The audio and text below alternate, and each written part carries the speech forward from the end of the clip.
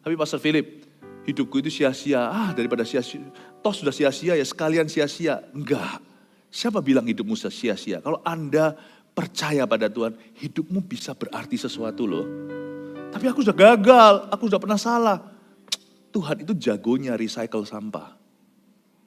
Tuhan jagonya daur ulang orang-orang seperti kita. No, stop insulting yourself. Berhenti menghina diri sendiri. Start believing that God has something for you. Mulai percaya Tuhan mempunyai sesuatu untukmu. Makanya join gereja ini tujuannya apa? Supaya kita disadarkan panggilan kita. Join gereja ini bukan supaya kita rame-rame, asiknya rame-rame. Dapat kursi susah. Tujuannya adalah bukan kursinya. Tujuannya adalah supaya kita datang ke gereja ini, kita bisa buat covenant with God. Membuat perjanjian dengan Allah. Allah Abraham, Ishak, Yakub. Yang bisa kita wariskan turun-temurun. My life is important. Anda sedang berlomba. Gereja ini juga gak bisa menyelesaikan visinya tanpa satu pun di antara Anda. Setiap orang itu perlu. Coba lihat. Gembala-gembalamu selalu berkata, ayo jadi CGL berikutnya. Ayo melayani. We need you. We need you. Amin Bapak Ibu Saudara. Kita sedang berlomba. Tanggalkan beban. Lalu ada lagi yang dikatakan dosa. Dosa yang begitu merintangi. Coba katakan dosa yang begitu merintangi. Saya kasih ya bahasa Yunaninya dosa yang begitu merintangi itu euperistaton. Euperistaton. Ada 4 arah euperistaton itu. Artinya dosa yang begitu merintangi itu arahnya ada beberapa. Yang pertama di situ ditulis dosa itu kenapa begitu merintangi? Padahal dosa itu gampang dihindari. Euperistaton itu menunjukkan bahwa dosa itu yang meskipun dia begitu merintangi sebenarnya mudah dihindari. Dosa yang begitu merintangi itu dalam bahasa Yunani kuno, itu pertama-tama menunjukkan bahwa sebenarnya dosa yang begitu merintangi ini itu sesungguhnya sebetulnya mudah dihindari. Tetapi ternyata kan enggak kan? Karena dosa itu susah untuk kita dihindari kan. Makanya itu kalau kita mau menang atas dosa, menanggalkan dosa yang merintangi supaya kita bisa berlomba. Jangan negosiasi, jangan dialog sama setan. Atau jangan dialog dengan pikiranmu sendiri. Boleh ya enggak? Boleh ya enggak? Boleh enggak ya? Boleh enggak ya? Boleh enggak ya? Cepat tengking aja dalam nama Yesus, enyah kau iblis, langsung lari. Jangan entertain, jangan manjakan pikiran sebentar saja. Barang cuma 1 detik. Boleh enggak ya cerai? Boleh enggak aku selingkuh? Atau ketika teman-teman nih cowok-cowok semua lagi makan. Atau sekarang cewek-cewek juga bisa. Cowok-cowoknya dulu nih. Kalau cowok-cowoknya kesetanan. Ada setan dalam persekutuan itu. Ya ini bukan persekutuan saudara seiman. Kalau ada orang Kristennya di sana itu berarti gadungan. Mereka berkata, iya gak apa-apa. Yang penting pokoknya kita hidupi istri kita hidupi anak-anak kita. Kita bisa punya kehidupan ganda kok. Selingkuh kan cuma badannya. Gak apa-apa lah, kita cowok-cowok, we deserve it, we work hard. Kita bekerja keras, kita butuh yang gituan. Anda gak usah, oh iya salah tapi gak perlu. Langsung aja berkata, sorry, aku ada janjian. Aku harus pergi. Jangan mau dikontak sama mereka lagi. Peduli amat kalau Anda diolok-olok, dibilang fanatik atau pendeta. Sebenarnya dosa itu gampang dihindari kalau Anda tegas. Dosa itu gak usah merintangi. Kalau Anda tidak buka pintu, karena kalau pintu dibuka sedikit, yang masuk itu cuma 1 kakinya, telapak kaki. Tapi lama-lama nanti pahanya setan juga masuk, lalu seluruh badan. Karena itu kalau Anda mau menghindari dosa, lekas saja.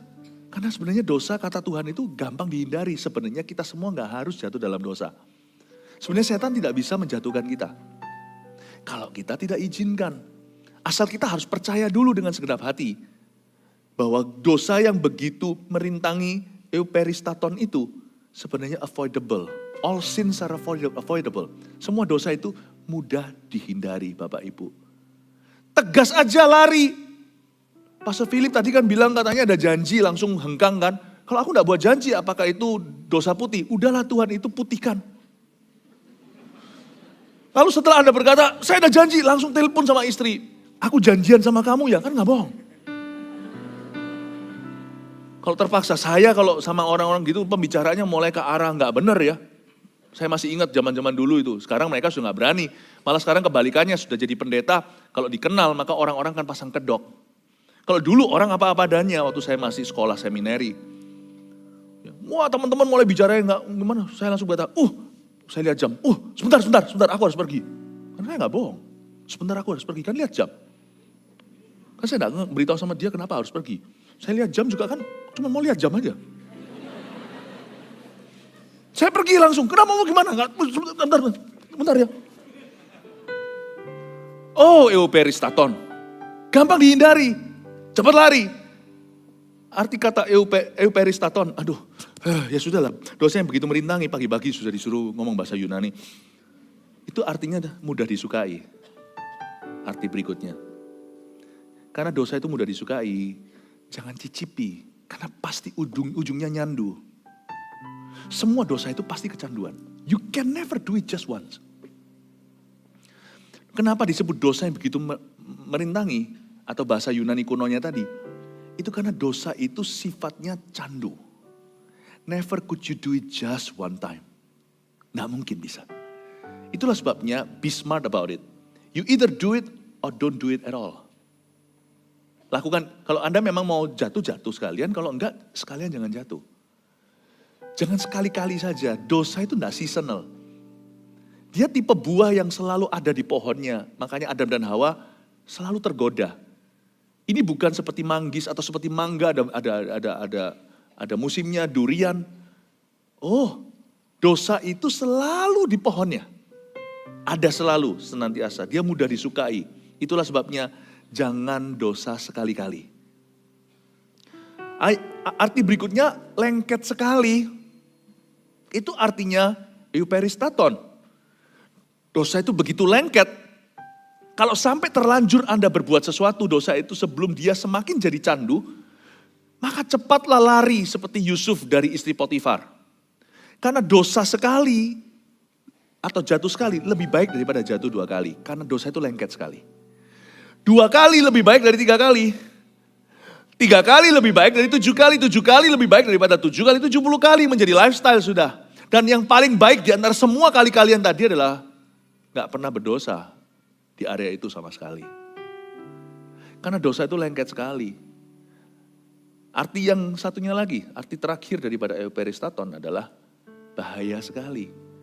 Dan dosa itu karena candu ya, sekali lagi gak ketahuan.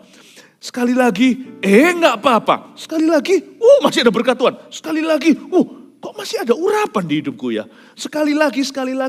Anda gak akan pernah tahu kapan terakhir kali, karena bahaya sekali, jangan main api. Karena suatu hari ketika semua orang lagi makan, kawin, mengawinkan, Tuhan datang. Artinya bukan hanya kedatangan Tuhan. Sekali lagi waktu Anda kira, kali ini I will be okay again. Boom, your fall is hard. Jatuhmu akan keras sekali. Simpson kan gitu.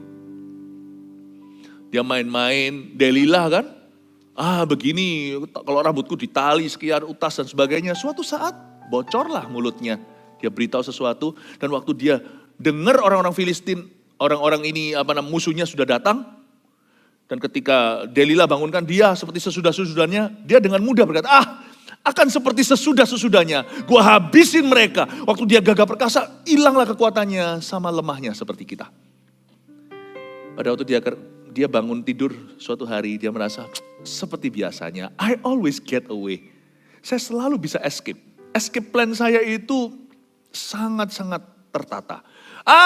Gua hajar mereka, aku bisa tetap menjadi Simpson yang diurapi dan diberkati Allah. Lalu dia lihat, wow, kapan tenagaku melayang dari aku? Kapan semua hilang?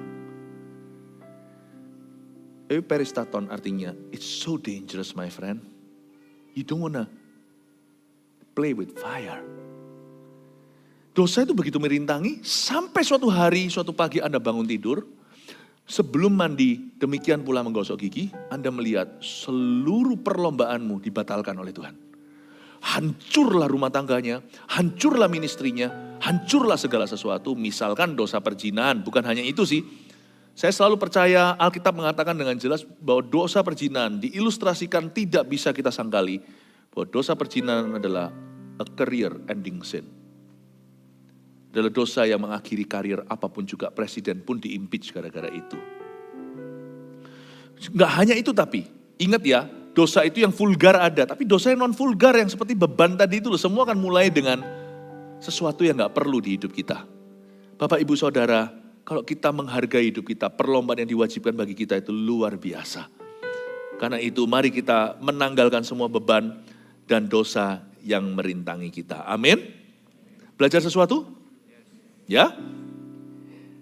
Marilah kita melakukannya dengan apa? Mata yang tertuju kepada Yesus yang memimpin kita dalam iman dan yang membawa iman kita itu kepada kesempurnaan.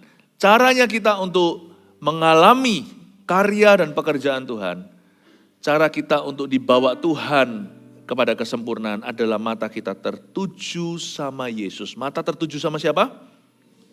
Kenapa mata kita tertuju pada Yesus? Karena Dia yang memimpin iman kita, nggak berhenti sampai memimpin iman kita, Dia akan menyempurnakannya. Saya ajari sedikit teknisnya baca Alkitab. Kalau Anda belum pernah membaca Alkitab semuanya, sekaligus belum telat untuk memulai di akhir tahun ini. Mulai sekarang bulan Oktober, kalau Anda mulai sekarang itu mungkin Anda bisa menyelesaikan seluruh Alkitab by Desember tahun depan. Saya sarankan kalau Anda mau membaca Alkitab itu dimulai dari Perjanjian Baru. Perjanjian Lama itu sangat dalam. Perjanjian Baru itu terus terang. Perjanjian Baru mulai dulu dengan teladan dan pengajaran Yesus. Kalau kita mau mengalami terobosan terbesar dalam hidup kita, dimulai dengan terobosan kerohanian. Kalau kita mau manusia roh kita itu kuat dan dituntun Tuhan, fokus pada pengajaran dan teladan Yesus. Matius, Markus, Lukas, Yohanes, 4 Injil itu makan mentah-mentah. Tapi Pastor Philip, Matius, Markus, Lukas, Yohanes itu banyak pengulangan ya.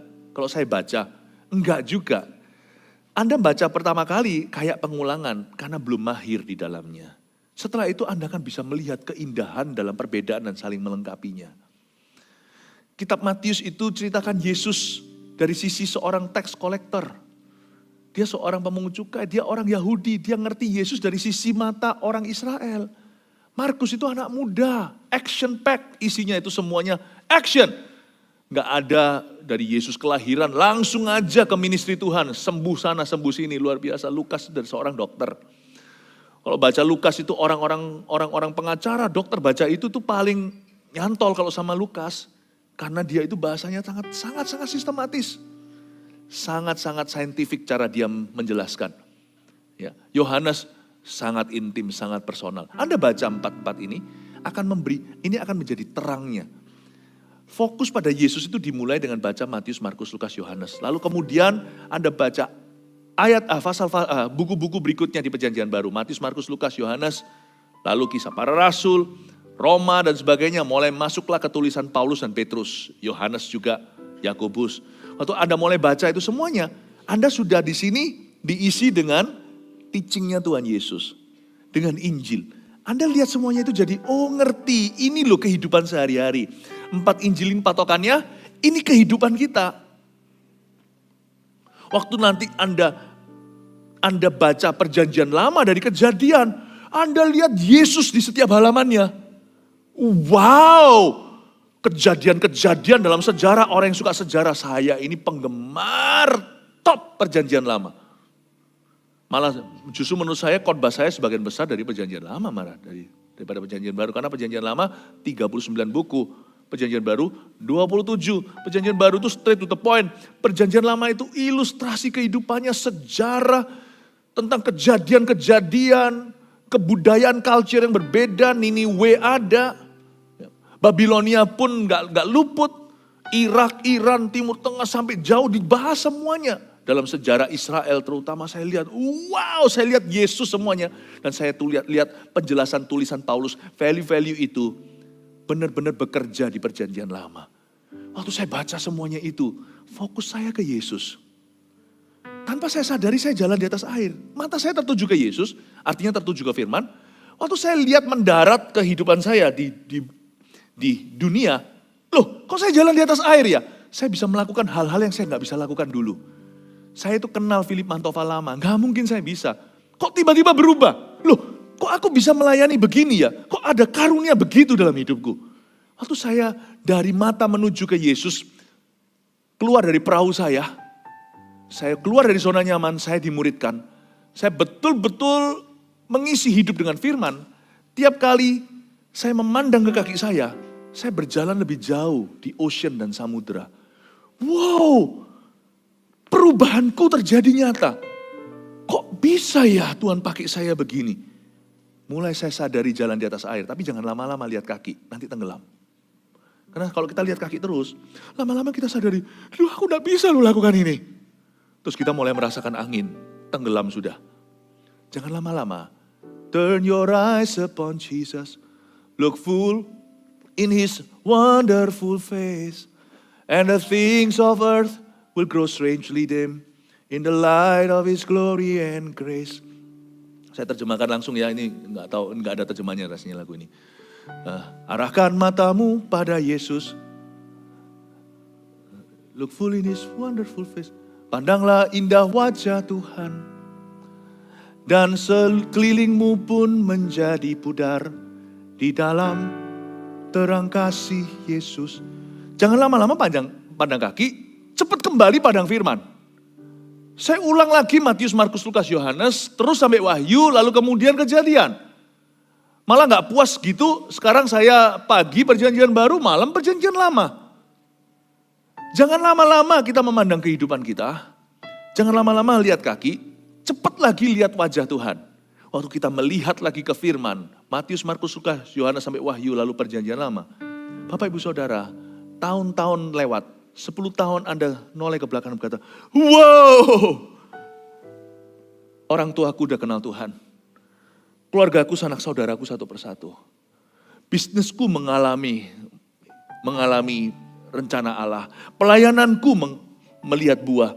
Bapak Ibu Saudara, itu yang dimaksud. Turn your eyes upon Jesus. Mari kita melakukan dengan mata yang tertuju kepada Yesus yang memimpin kita dalam iman. Gimana mata kita tertuju ke Yesus, wong Yesus gak kelihatan? Ini bicara tentang mata hati kita tertuju pada firman. Do you read the word? If you don't read the word, you can hear all kinds of sermons. You shall not grow. Anda bisa dengar semua khotbah dari semua pengkhotbah paling diurapi. Kalau Anda tidak punya relasi hubungan pribadi dengan firman Tuhan, tiap hari baca Alkitab, matamu tidak tertuju ke Kristus, ke pengkhotbah. Mana bisa Anda berjalan di atas air-airmu yang Tuhan telah sediakan agar Anda berjalan di atas kemustahilan. Amin Bapak Ibu Saudara. Bahkan tugas kami para pengkhotbah di depan sini adalah untuk mengarahkan mata Anda kepada Tuhan. Makanya itu saya dorong jemaat Jabodetabek, GMS Jabodetabek untuk bertumbuh dengan pesat.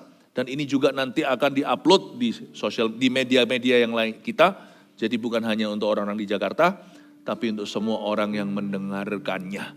Turn your eyes upon Jesus. Sekali-kali bolehlah cuti mata, bukan cuci mata ya. Cuti mata, sekali-kali cepat lihat ke kakimu. Anda akan terkejut betapa jauh Anda sudah melangkah di atas samudera raya. Tapi cepat, jangan lama-lama. Lihat kembali ke firman. Hidup itu fokusnya cuma Alkitab. Hidup saya selama 30 tahun. Sampai 31 sebentar lagi. Fokus saya hanyalah Kejadian sampai Wahyu. Believe it or not. Dan di antara itu ada banyak kejadian-kejadian yang menoreh sejarah di hidup saya. Tapi sebenarnya semua itu hanya bonus dari Tuhan. Hidupku cuma satu sejak aku kenal Yesus. Turning my eyes upon Him. Upon this. I pray you will grow. Bapak Ibu Saudara. Supaya jemaat ini bukan jemaat yang cuman asyik ibadah. Tapi menjadi jemaat yang punya konten hati. Supaya Anda itu punya substansi. Punya isi.